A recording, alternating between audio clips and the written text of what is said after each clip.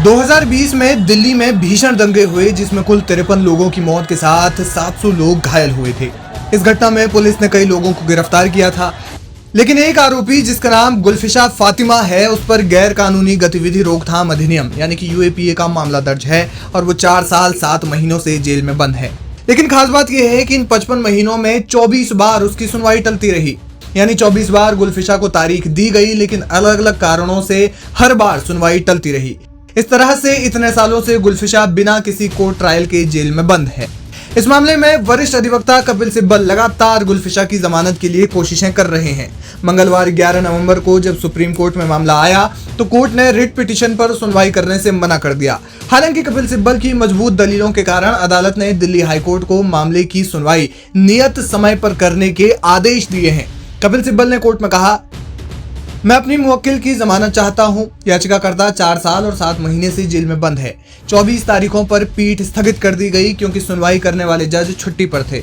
अन्य 26 तारीखों पर कोई दलील नहीं सुनी गई और मामले को बस स्थगित कर दिया गया। 2 अलग अलग तारीखों पर दलीलें सुनी गई और आदेश सुरक्षित रखा गया।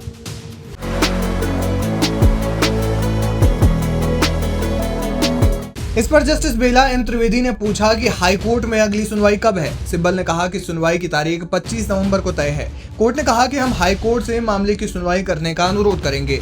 सिब्बल ने इस पर तुरंत कहा कि यह फिर से चलेगा।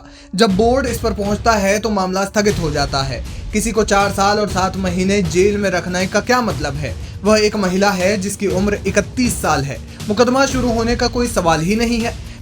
बहस के दौरान सिब्बल ने यह भी कहा कि मामले पर फैसला करने के लिए हाईकोर्ट के लिए समय सीमा तय की जानी चाहिए। इस पर जस्टिस बेला एम त्रिवेदी ने कहा, इस मामले की सुनवाई होनी चाहिए, इसमें कोई संदेह नहीं है। हालांकि उन्होंने यह भी कहा कि जब वैधानिक उपाय लंबित है तो संविधान के अनुच्छेद 32 के तहत राहत मांगी जा सकती है। हालांकि सिब्बल ने इस पर भी मजबूती से के नजीब पर सुप्रीम कोर्ट के पूर्व फैसले का जिक्र करते हुए कहा कि यूएपीए के सख्त प्रावधान अदालत को मामले में व्यर्थ देरी होने से नहीं रोकेंगे।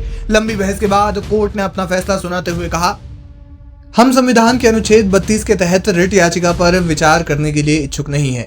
यह कहा गया कि हाईकोर्ट के समक्ष निर्धारित अगली तारीख 25 नवंबर है। चूंकि याचिकाकर्ता 4 साल और 7 महीने से हिरासत में है, इसलिए अनुरोध है कि जमानत अर्जी पर तय तिथि पर सुनवाई की जाए जब तक कि असाधारण परिस्थितियां न हो। आपको बता दें कि दिल्ली में दंगा फैलाने के आरोप में गुलफिशा फातिमा को 11 अप्रैल 2020 को गिरफ्तार किया गया था। हालांकि दंगों से संबंधित अन्य मामले में उसे पहले जमानत मिली, लेकिन जेल से बाहर आने से पहले ही अतिरिक्त सत्र न्यायाधीश अमिताभ रावत ने उसे जमानत देने से इनकार कर दिया।